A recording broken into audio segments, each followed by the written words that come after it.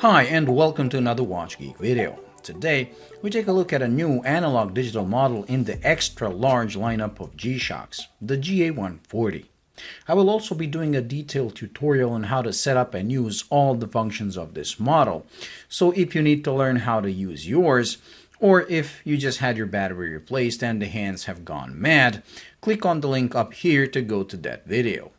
Like I said, the GA140 is the newest addition to the extra-large series of analog digitals that started with the GA100, still one of the most popular G-Shocks out there, and one that I can guarantee you will see in public almost on a weekly basis.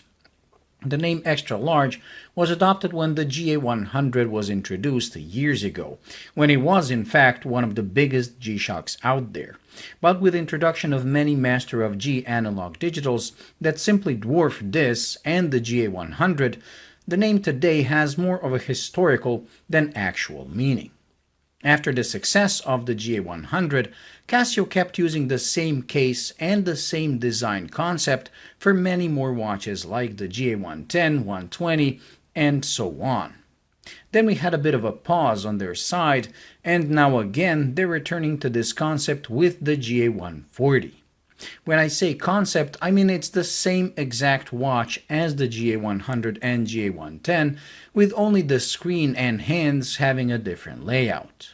In other words, the case, the bezel, and strap are identical to the GA100 and are interchangeable. The watch measures 52 mm in diameter and 55 lug to lug, and although it is no longer considered extra large compared to the likes of the Mudmaster, I still don't like it and find it too big. With a thickness of 16.9, it is chunky as well, but wears easily as it only weighs 72 grams.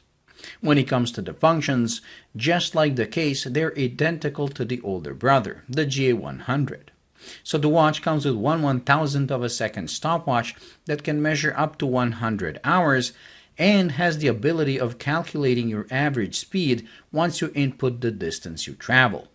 It has a 24-hour countdown timer settable down to a minute, a world time function with instant time swap between your home city and destination, which is perfect for frequent travelers, and the usual 5 alarms with one being a snooze alarm.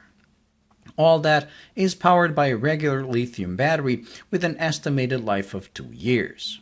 So in terms of functions, this doesn't offer anything new. What it does change is the display layout.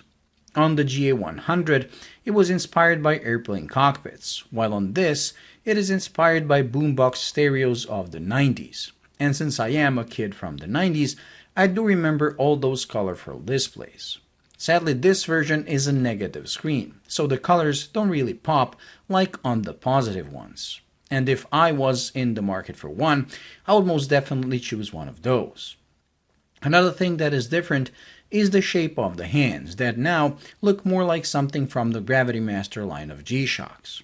Sadly, they still lack a lume of any kind, and the illumination is still the same lousy LED used on the GA100 and 110. That means it only lights up the analog part, rendering the digital displays completely unusable in the dark. The positive thing is that on this, at least the hands are easily readable with the light on, which was rarely the case with the GA110, especially in some variants.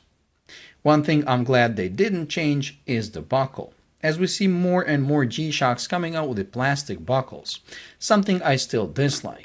Luckily, this one comes with a proper steel double tang buckle that looks like it will easily outlive the watch and the owner. So in conclusion, I can say this is another variant of the proven concept that I never really liked too much because of the size and the bad nighttime readability. The market, on the other hand, has proven it has a different taste, and for that reason, I'm sure these will sell like hotcakes. Because at the end of the day, it is still a $99 watch with 200 meters of water resistance and unmatched toughness. And that is another thing I love about G-Shock. No matter how stylish and fashion-oriented the model is, in its essence, it's still a G-Shock. an affordable watch you can rely on to work problem-free in all conditions, no matter how harsh they are. Well, thank you for watching. I hope you enjoyed and found the video useful. If you did, please like and subscribe, and do stay tuned for the tutorial. Until the next time, bye.